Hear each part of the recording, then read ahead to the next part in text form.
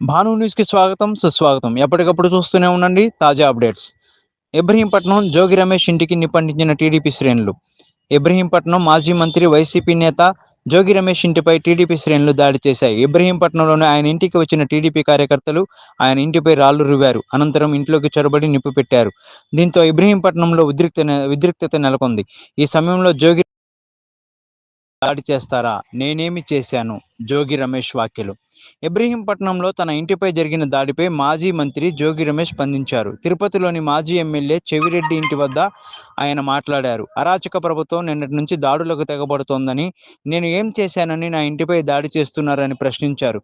పోలీసులు తనను తన తమ్ముడిని అరెస్ట్ చేశారని తెలిపారు. ఈ సందర్భంగా సీఎం చంద్రబాబుపై ఆయన తీవ్ర వ్యాఖ్యలు. అరాచక ప్రభుత్వం నిన్నటి నుంచి ఏ విధంగా రాష్ట్రంలో వైఎస్ఆర్ కాంగ్రెస్ పార్టీ నాయకుల మీద, కుటుంబ సభ్యుల మీద, నివాసాల మీద ఏ విధంగా దాడి జరుగుతున్నది మీరు అందరూ కూడా సభ్య సమాజం మొత్తం కూడా చూస్తూ ఉన్నారు. ఇప్పుడు ఈ క్షణంలో ఇబ్రహీంపట్నంలో ఉన్న నా ఇంటి మీద చంద్రబాబు నాయుడు కొడుకు లోకేష్ ఇద్దరు కూడా నా నివాసం మీద దాడి చేయడం కోసం, నా కుటుంబ సభ్యుల మీద దాడి చేయడం కోసం నన్ను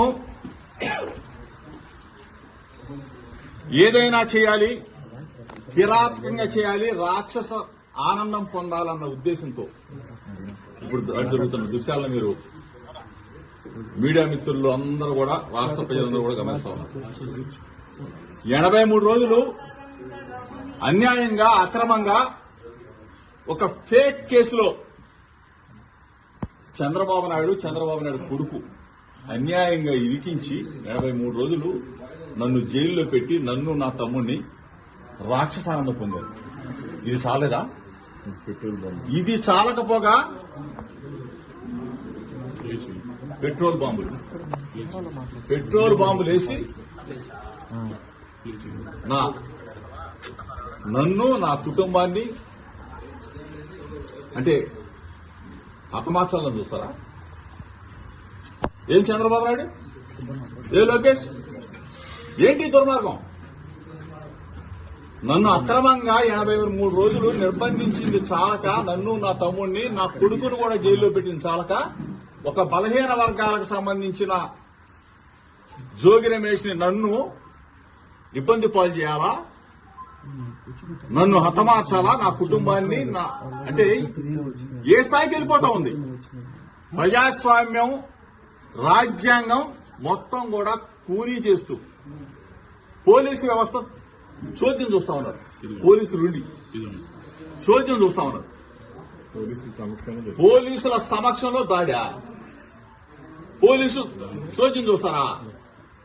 లోకేష్ కి చెప్తా ఉన్నా మీ ద్వారా, నా ఇంటికి నీళ్ళు ఎంత దూరమో నీ ఇంటికి నా ఇల్లు అంతే దూరం. ఇవాళేమో సంబరపడుతున్నామో, రాక్షస ఆనందం పొందుతామేమో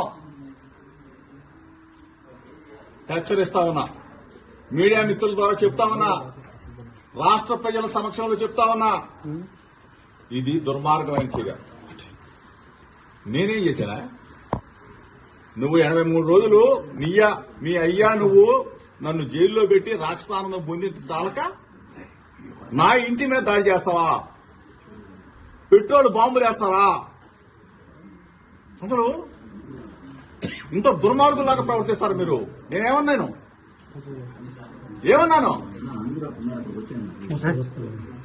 ఈరోజు మీరు చేసిన దుర్మార్గం మేమేదో భయపడతాననుకుంటున్నామేమో. చూస్తా, నువ్వు నీ గోండాలని, నీ రౌడీలని, నీ పిక్ పాకెట్ గాలని, బ్లేడ్ బ్యాచ్ ని, గంజాయి బ్యాచ్ ని విజయవాడ నుంచి, నలుమూల నుంచి నా ఇంటి మీద పంపిస్తావా? నీకు పెళ్ళాం పిల్లలు లేరా? నీకు ఇల్లు లేదా? నీకు కుటుంబం లేదా? ఇవాళతో ఇది ఆగిపోతుంది అనుకుంటున్నావా? లోకేష్ ని చెప్తా ఉన్నా, నువ్వు ఇటువంటి రాక్షసానందాన్ని కన్నా నువ్వు తప్పైందని చెప్పకపోతే ఇటువంటి పనికి మారిన పిల్ల చేష్టలకి జోగి మీరు భయపడ్డాం. చిన్నప్పటి నుంచి రాజకీయాల్లో ఉన్నా నీ పిల్ల చేష్టలకి నీ వెర్రి చేష్టలకి నీకు నిన్న చెప్పా ఒళ్ళు తగ్గించుకున్నావు కానీ నీ చిప్పు దొబ్బింది, నీ మెదడు మొత్తం దొబ్బింది. ఏం పనులు రాయి పనికి మానోడా, ఒక బలహీన వర్గాల వాడి మీద నా మీద తాడా సిక్కుశారం వదిలేసి సన్నాసులాగా తయారైంది.